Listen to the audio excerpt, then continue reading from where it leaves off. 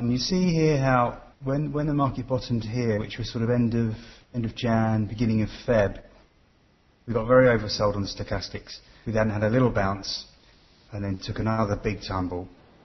And the low here on this low stochastic is actually higher than this one, which is divergence, and some people would say that that's a slightly bullish indicator. Anyway, needless to say, we've had a bounce off there. So I always like to throw some Fibonacci's on there to see where we've got to. Okay, so this is a good little downtrend which has been going since around mid-Jan. So we'd say, what, 6-7 weeks? We've had a bounce. You can see this as almost exactly the 38.2% Fibonacci retracement, which was 103.00. The high of that move was 103.02. Couldn't be any closer. The fact that we've now rejected that says to me that we're still in a downtrend. Always wise to stick with the trend. We'll put on a trend line here. So we've managed to pierce that trend line today, in fact, but we're certainly back below it at the moment.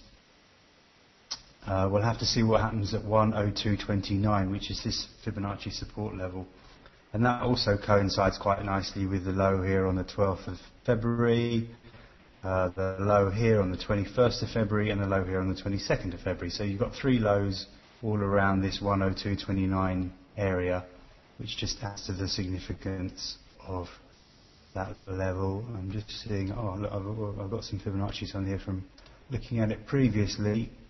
Let me stick those back on because that actually seems to coincide nicely as well.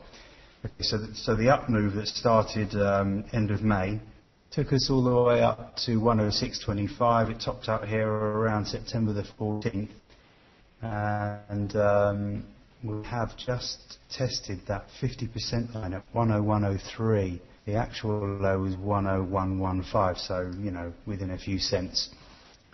That could be one reason why we bounced from that level. Good Fibonacci support.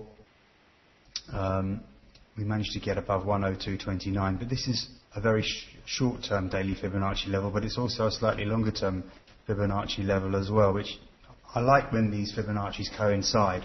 I think people call that confluence or something, but that gives me more confidence in that level. You tend to find when levels overlap, they certainly are stronger. And I mean, there's an obvious reason for that. Different traders look at different time frames. If you've got traders that are trading different time frames and the same level is coming onto their radar, then of course you're going to have different traders on different time frames trading the same level, and therefore that tends to work a lot better, and I tend to put emphasis on levels such as that. But anyway, we've managed to get through that on this bounce yesterday, hit the 103.00 Fibonacci retracement. My best guess is that we might come down here and test that 102.29, 27 area. As I say, we've got these three lows here. Let me just open that up a bit so it's more clear. We've got the three lows here, so you can see that level did work quite nicely in February. So if we hold above 102.29, 102.27, then we can have another go at this trend line. Maybe a close above it would be certainly more bullish.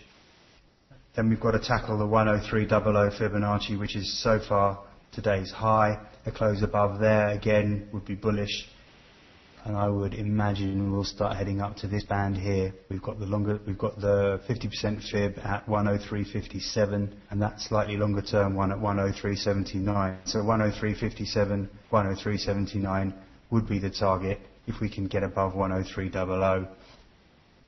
That ties in fairly nicely with the 200-day moving average at 103.45. That's just slightly lower, but it also ties in with these three highs here you see, which is 14th of February, 15th of February, and 20th of February. And also, it actually ties in quite nicely with these lows here, you can see. So really, this band should be a struggle. 103.57, 103.79. My best guess is that we could make it up there, especially, I mean, you know, if we hold above 102.29, 27, we could then push on through 103.00. I don't see us getting through here on the first attempt at least. I would imagine we would pull back a little bit and then we'll just have to see what happens from there. If we can't hold above 102.20, you're going to be heading back towards these lows at 101.84, 101.82, and if that doesn't hold, then I'm guessing my best guess would be back to retest these lows and hope that it holds there. I'll just have a quick look at the shorter term chart, which is the 4 hour. 4 hours is usually about the short term as I go. Okay, this is kind of interesting. Obviously we've been in a downtrend. Needless to say, if I open this up a little bit, you can see what would be a head and shoulders pattern if we were the inverse head and shoulders pattern, I should say. This would be the left shoulder, the head, and this could be forming a right shoulder. So if we were to fail and come back down, the 61.8% retracement level is 101.86. Now, this would work quite nicely as an inverse head and shoulders if we failed here. You know, you can see the 4 hour stochastic is actually very overbought and has just turned negative. So there is a good chance that we come back down here to 102.08 or 101.86, somewhere within this band. I would hope that 101.86 would hold. By that time we should be pretty oversold on the 4 hour chart, probably turning like we did here on this low around when it turned at 101.15. I'm imagining we'd see something like that around here in a few days towards the end of the week, beginning of next week, if we came back to this level.